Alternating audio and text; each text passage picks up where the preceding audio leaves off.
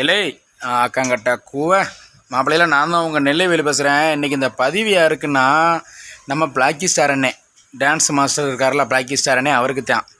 அவர் வந்து பார்த்திங்கன்னா நம்ம பாடகி அனுராதா ஸ்ரீராம் வந்து திட்டி படு பயங்கரமாக ஏசி போட்டிருக்காரு.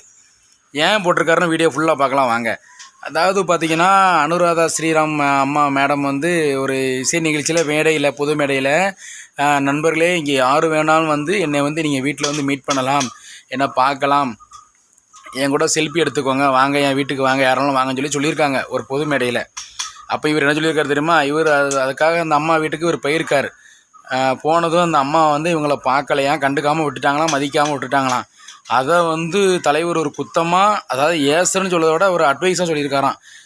இப்படி வந்து நீங்கள் பொது மேடையில் வந்து யார் வேணாலும் என்னை பார்க்கலாம் சொல்லிவிட்டு என்னையை வந்து எப்படி எங்கள் வீட்டில் பார்க்க விடாமல் விடலாம், பொதுமக்களை வாங்க வாங்கன்னு சொல்லிட்டு ஏன் உங்கள் வீட்டில் வந்து நீங்கள் மதிக்க மாட்டேங்கிங்க, ஒரு ஹெட்டு வெயிட்டு ஒரு தலைக்கணத்தில் பேசுகிறீங்க அப்படி இப்படின்னு சொல்லி நீங்கள் கேட்குறீங்க.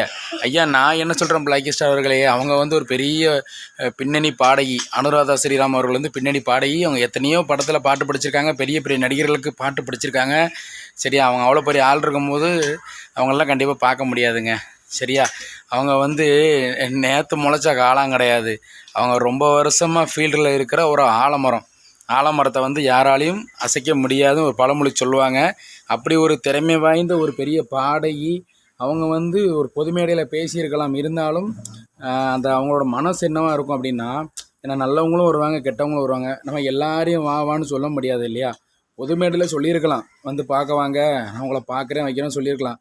பட்டு அந்த சூழ்நிலைக்கு தகுந்தவாறு தான் அவங்க நடந்துக்கிட முடியும். ஒவ்வொருத்தர் மனப்பக்குவங்கள் அப்படித்தாங்க. இப்போ நம்ம இருக்கிறோம், இப்போ நீங்களே ஒரு பெரிய ஸ்டாரு, ஒரு பெரிய நடி, ஒரு நடன மாஸ்டர், டான்ஸ் மாஸ்டர் இருக்கீங்கன்னு வச்சுக்கோங்க. நீங்கள் வீட்டுக்கு யாராலும் நான் பார்க்க வரலாம், பார்க்க வாங்க அப்படின்னா நீங்கள் அதுக்காக எல்லாரையும் கூட்டு வீட்டில் வர வச்சிங்களா? நல்லவங்களும் இருப்பாங்க, கெட்டவங்களும் இருப்பாங்க.